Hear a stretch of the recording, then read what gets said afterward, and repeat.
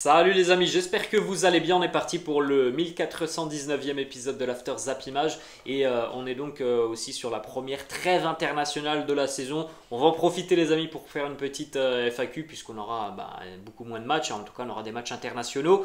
Donc n'hésitez pas à me laisser des questions dans la barre de commentaires pour la prochaine FAQ qui sera publiée vraisemblablement ce week-end. Nous on démarre les amis avec les résultats complets de la 8e journée de Ligue 1. Vous faites un petit arrêt sur image pour découvrir tout ça. À noter le nul entre Nantes et Lens 0-0, la victoire de 3 buts à 1 du côté de Clermont et la première victoire aussi de la saison pour l'AC Ajaccio, 1 but à 0 du côté de Brest. Malheureusement les Ajacciens ont perdu sur blessure leur gardien Benjamin Leroy et ça semble être assez sérieux pour lui. On continue les amis avec du côté d'Auguste Delaune. Hier à 13h, Reims recevait Monaco. Victoire pour l'ASM, 3 buts à 0 dans un match globalement dominé et maîtrisé par l'AS Monaco. Buteur, Golovin 47e, Minamino 87e, Ben Yedder 90e. Alors ce match il a été assez simple pour l'AS Monaco puisque Reims a évolué pendant 80 minutes à 10 contre 11 après l'expulsion de Bradley Loco à la 10e minute de jeu sur une erreur d'arbitrage. En tout cas c'est mon ressenti et je pense que beaucoup seront d'accord avec moi. Bradley Loco qui va faire une passe. Lorsqu'il fait la passe, dans la continuité donc, de son geste, son pied vient, et ses crampons donc, viennent terminer sur la cheville d'un joueur monégasque. C'est totalement involontaire. L'arbitre a décidé tout de même de mettre un carton rouge à Bradley Loco, donc évidemment ça a complètement faussé le résultat de cette rencontre. Et c'est pour moi une décision voilà, scandaleuse. Jamais il ne doit y avoir carton rouge là-dessus. Le geste est totalement involontaire. À la rigueur un jaune, mais c'est complètement involontaire. Je ne comprends pas comment on peut aller mettre un carton rouge là-dessus au bout de 10 minutes de jeu et complètement fausser le résultat d'une rencontre. Oscar Garcia, l'entraîneur du Stade de Reims, a réagi à l'issue de la rencontre et nous dit tout simplement: l'arbitre a tué le match et je suis assez d'accord avec lui. On a un petit peu le même scénario du côté de l'Alliance Riviera hier à Nice où les Aiglons recevaient Angers. Au final, victoire pour le SCO, elle fait du bien. Deuxième victoire consécutive pour les hommes de Gérald de Baticle. Angers s'impose 1 but à 0 grâce à un but de Nabil Bentaleb à la 43e minute. Et regardez, ça c'est marqué sur cette image, Jean-Claire Todibo expulsé à la première minute de ce match. Et plus précisément les amis, c'est même pas la première minute, c'est au bout de 9 secondes. L'engagement venait d'être joué. 9 secondes plus tard, expulsion pour Jean-Claire Todibo sur un contact plus qu'anodin parce qu'il n'y a véritablement pas de grosse faute de Jean-Claire Todibo. L'arbitre a décidé de mettre un rouge vraisemblablement parce qu'il a jugé que Todibo était le dernier défenseur, chose qui pour moi n'est absolument pas flagrante. Je pense que Jean-Claire Todibo n'est pas le dernier défenseur. Des défenseurs niçois peuvent revenir sur cette situation. Je trouve que c'est encore une fois très, voire même beaucoup trop sévère ce qui s'est passé hier sur ces deux pelouses à Reims et à Nice. Évidemment, le résultat a aussi été faussé. Quand tu joues 90 minutes à 10 contre 11, c'est tout de suite beaucoup plus compliqué. C'est évidemment aussi, les amis, un record dans l'histoire du championnat. 9 secondes pour un carton rouge, ça n'est jamais arrivé. Et bien c'est arrivé hier du côté de Nice et de toute façon depuis le début d'année on voit une flopée de cartons rouges en Ligue 1. Je ne sais pas ce qu'il s'est passé cet été avec l'arbitrage mais c'est assez incroyable. Petite stat sur l'OGC Nice parce que malgré ce carton rouge Nice a tout de même été battu. La dernière fois que l'OGC Nice s'est imposé à domicile en Ligue 1, Christophe Galtier était l'entraîneur du club. On poursuit les amis du côté du Vélodrome Marseille-Rennes hier, très belle affiche entre deux Européens qui ont joué en milieu de semaine. Marseille tenu en échec par le Stade Rennais 1 partout, Guendouzi qui marque contre son camp la 25e, Guendouzi qui se reprend en seconde mi-temps la 52e qui égalise. Match assez équilibré, le nul est plutôt logique entre les deux équipes. Une déclat d'Igor Tudor qui nous dit comme prévu ce match était difficile, le résultat est tout de même plutôt logique, c'est un bon point. C'est difficile pour les joueurs de pousser tout le temps, on arrivait parfois en retard sur les duels. Très bon début de saison, on va se reposer pour repartir de plus belle. Direction le Groupama Stadium. L'OL recevait le PSG hier soir. Victoire pour le Paris Saint-Germain 1 but à 0. Ouverture du score de Léo Messi en tout début de rencontre à la 5e à la suite d'une très bonne combinaison avec Neymar dans un match globalement dominé par le Paris Saint-Germain. Regardez les stats de cette rencontre. 15 tirs à 12 pour le PSG. 8 tirs cadrés à 3 pour les Parisiens. L'OL qui malheureusement est entré dans ce match après la 25e minute de jeu.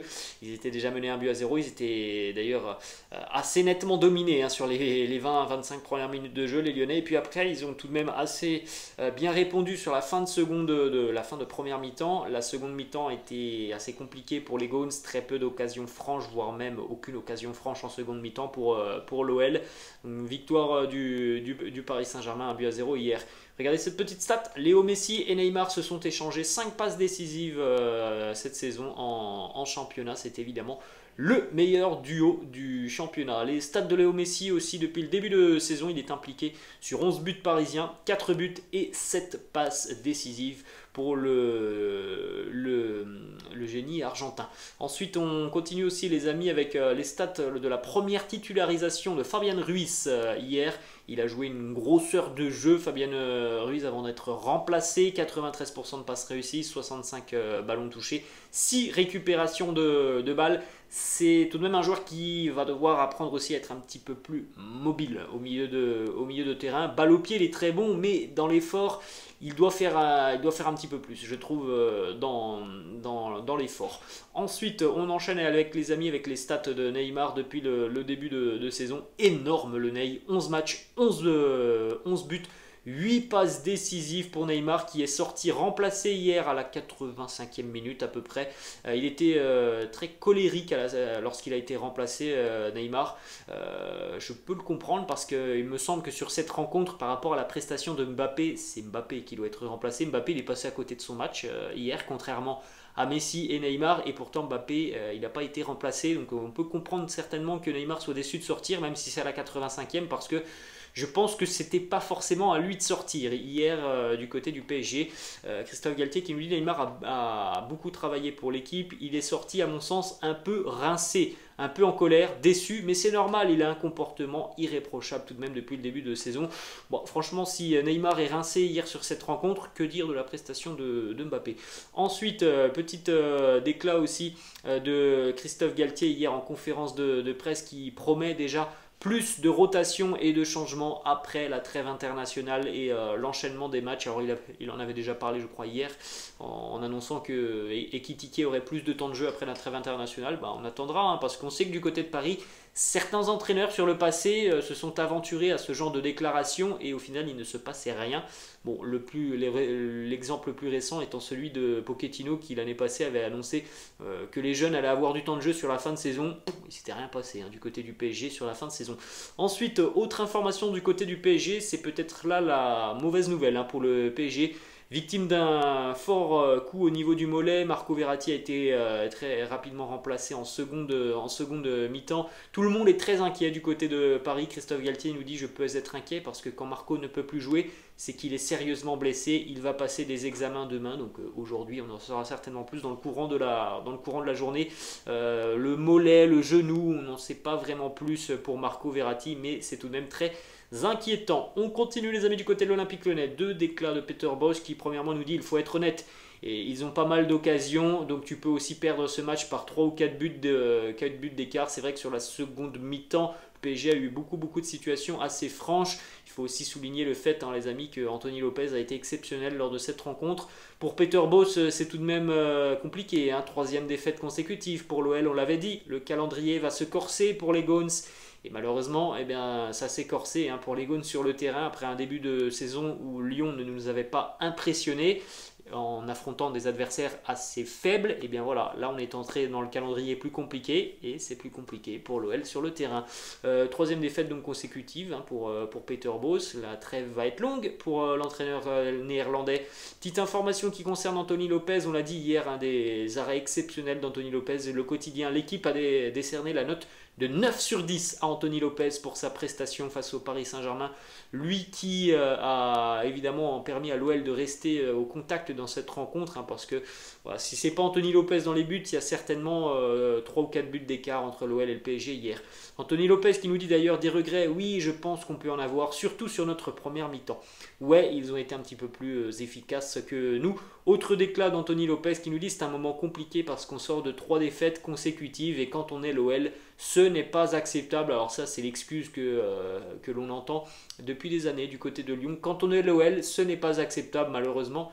Rien ne change du côté de Lyon. Si on est satisfait du début de saison de l'OL, bah franchement, c'est avoir tout simplement une visière devant les yeux. Moi, je vois pas ce qui a changé du côté de l'OL par rapport à la saison dernière, hein. En termes de jeu, évidemment, les amis, bah, je suis assez déçu hein, de ce que je vois du côté de l'Olympique Lyonnais quand je les vois dans le dur là, face à Monaco, face au PSG, face à Lorient. Je suis assez inquiet hein, pour l'OL par rapport à cette saison alors que les objectifs étaient très élevés. On enchaîne les amis avec le classement de Ligue 1. Donc après cette trêve internationale, le PSG en tête 22 points devant l'OM 20 points, Lorient 3ème 19 points, 4ème Lens 18, le petit trou avec la 5ème position Monaco 14, Lyon déjà 6ème avec 13 points en bas de tableau, la CA prend ses 3 premiers points, Ajaccio est 20ème avec 4 points, les relégables sont pour le moment Reims, Strasbourg, Brest et Ajaccio. Petite stat aussi les amis, les 4 premiers de Ligue 1, Paris, Marseille, Lorient et Lens cumulent actuellement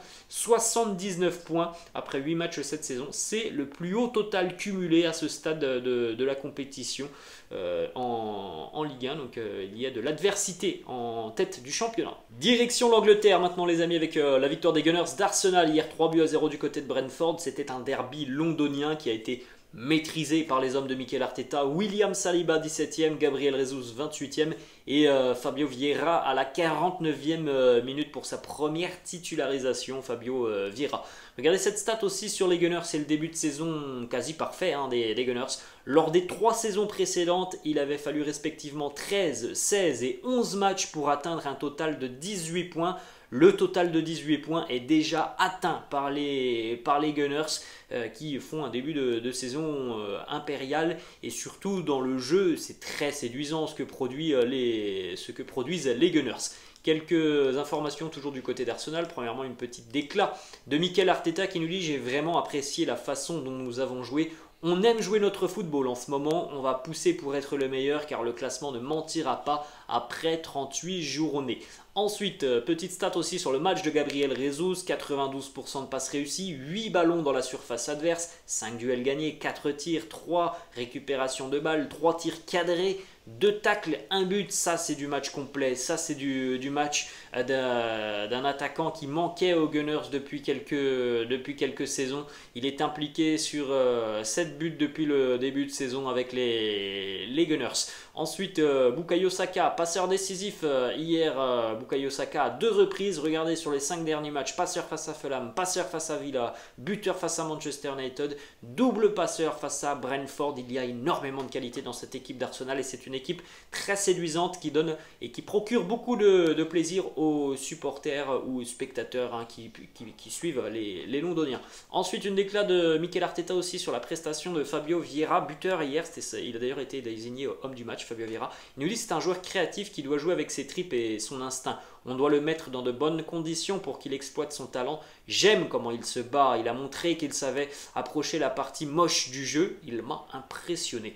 Ensuite, une petite information aussi qui concerne les Gunners. Hier, un record a été battu en Première Ligue à l'âge de 15 ans et 181 jours. Ethan Nwaneri, qui est né en 2007, est devenu le plus jeune joueur de l'histoire de la Première Ligue. Il est rentré hier en cours de jeu, Ethan Nwaneri. Il a remplacé d'ailleurs Bukayo Saka en seconde mi-temps. Il a battu le record de précocité qui était détenu par Harvey Elliott, 15 ans et 181 jours. Récompense pour lui, hein, c'est Mikel Arteta qui l'a dit, il travaille très bien lorsqu'il est aux entraînements avec l'effectif et le groupe professionnel. C'est un garçon pétri de talent. Direction l'Espagne les amis, petite information en ce qui concerne le derby déjà, c'était une grosse surprise. Antoine Griezmann était titulaire hier avec l'Atlético Madrid face au Real. On rappelle hein, que depuis le début de saison, il ne jouait que 30 minutes par match. Griezmann titulaire hier, alors le pourquoi du comment, on n'a pas forcément la réponse de Diego Simeone. Peut-être que voilà, il y a quelque chose derrière tout ça et qu'il y a un accord entre l'Atlético et le Barça par rapport à la clause. L'accord a peut-être été trouvé dans la semaine, on n'est pas au courant, mais en tout cas Griezmann était titulaire hier. En ce qui concerne le match, l'Atlético battu à domicile par le Real de buts à 1. Rodrigo et Fede Valverde côté Real. La réduction de la marque signée Hermoso à la 83e sur une erreur de sortie de Thibaut Courtois. Hermoso a d'ailleurs été expulsé dans le temps additionnel. Victoire complètement logique pour le Real Madrid qui a maîtrisé cette rencontre de bout en bout. Regardez aussi la petite passe D de Tchouaméni sur l'ouverture du score de Rodrigo. Passe D pour le français au milieu de terrain. Il a été encore une fois très très bon, Aurélien Tchouaméni, hier au milieu de terrain. Les stats aussi pour Fede Valverde, de nouveau décisif. Il est en pleine bourre, l'Uruguayen. Double passeur face au Betis et face au Celtic. Buteur face à Mallorca, face à Leipzig et face à l'Atlético. Donc en l'espace d'une semaine, Fede Valverde vient d'inscrire 3 buts. On poursuit les amis avec une déclat de Diego Simeone, l'entraîneur de l'Atlético, qui nous dit le Real défend très bien. C'était fantastique à voir. Quand c'est un maître dans l'organisation défensive qui dit ça, eh bien évidemment c'est un super compliment parce qu'on connaît l'approche tactique de Diego Simeone par rapport à l'aspect défensif des matchs. Et là, c'est un super compliment de la part de Diego Simeone envers le Real de Carlo Ancelotti. Vous pouvez jeter un petit coup d'œil, les amis, au classement de la Liga après cette 6e journée. Le duel est déjà là entre le Real et le Barça. 6 victoires en 6 matchs pour le Real. Pour le Barça, c'est 5 victoires et un match nul depuis le début de saison. Le Betis est aussi présent dans la course avec 15 points. Ensuite, les amis, on va continuer du côté de l'Italie. L'Inter qui continue son début de saison très compliqué. Les Interistes battus du côté d'Udine hier 3-1. Pourtant, Barella avait ouvert le score avant que Skriniar ne marque contre son camp. Bijol marque à la 84e et Arslan marque à la 93e pour l'Udinese. Début de saison très moyen pour les hommes de Inzaghi. 7 matchs de championnat, 4 victoires face à des équipes très faibles du championnat, Lecce et la Spezia Cremonese, bon, le Torino étant une équipe assez costaud, et 3 défaites face à des écuries un petit peu plus imposantes, la Lazio, l'AC Milan et l'Udinese. Ensuite, nouvelle défaite pour la Juventus. Le cirque total du côté de la Juventus continue. Un match catastrophique des Turinois hier du côté de Monza. C'est la première victoire d'ailleurs du promu Monza cette saison en Serie A. Christian Djitkayer qui a marqué à la 74e.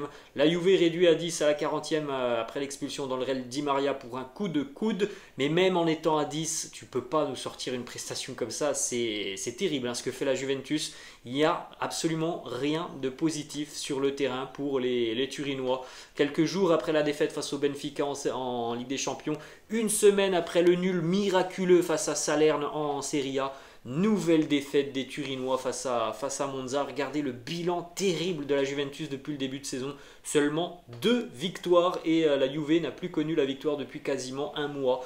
C'était face à la Spezia. C'est catastrophique ce que propose la Juventus. Regardez la une du quotidien Tutto Sport. Prisonnier d'Allegri parce que je pense que tout autre entraîneur pourrait faire mieux avec cet effectif turinois. Les méthodes et les choix tactiques de Max Allegri pénalisent cette équipe de la Juventus.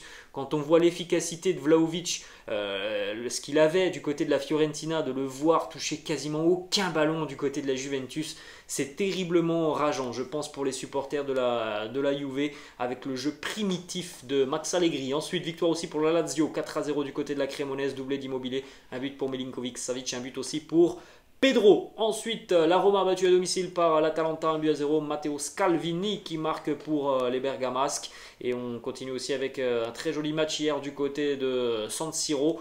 L'AC Milan battu 2-1 à domicile par le Napoli. Politano qui marque sur penalty. Giroud qui égalise. Et puis Giovanni Simeone qui donne l'avantage aux Napolitains. Victoire, on va dire, très efficace des Napolitains. Pas beaucoup d'occasions, pour ne pas dire 2 ou 3 occasions sur cette rencontre pour les Napolitains. Ça termine au fond. Grosse défense centrale qui a fait son match, mais globalement les Milanais ressortent avec beaucoup de regrets.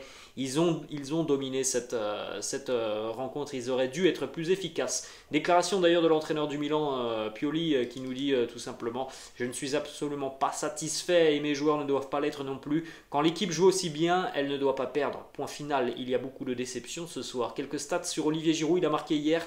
Il est buteur sur 3 matchs consécutifs avec l'AC Milan. Il en est aussi à 5 buts sur les 7 derniers matchs de Serie A. Giroud est en feu. Vous pouvez jeter un petit coup d'œil, les amis, au classement de la Serie A. Le Napoli en tête, 17 points devant l'Atalanta, 17. L'Udinese, 16 points. La Lazio, 14. Milan, 14. L'Inter n'est pas là et la Roma est juste derrière. On continue, les amis, du côté de l'Allemagne. On va terminer en Bundesliga. On en a parlé hier pour Marco Reus. Catastrophe pour Marco Reus. visiblement, alors c'est pas officiel, mais selon Sky Sports News en Allemagne, Marco Reus n'aurait subi qu'une simple déchirure ligamentaire de la cheville droite.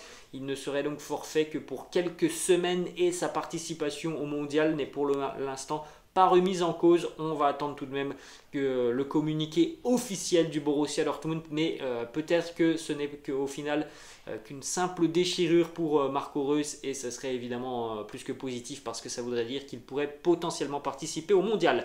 On termine les amis donc avec la victoire de l'Union Berlin 2-0 face à Wolfsburg hier. Jordan Siebatcheu et Geraldo Becker ont marqué côté Union. L'Union est en tête de la Bundesliga après cette journée, toujours aucune défaite, 5 victoires et 2 nuls pour l'Union Berlin, 17 points. Le Bayern est 5e pour le moment avec 12 points. Voilà les amis, la fin de cette vidéo, j'espère que ça vous a plu. N'hésitez pas comme d'habitude à lâcher un petit pouce bleu, n'hésitez pas non plus à vous abonner à la chaîne. Je vous laisse les amis, je vous dis à la prochaine, ciao.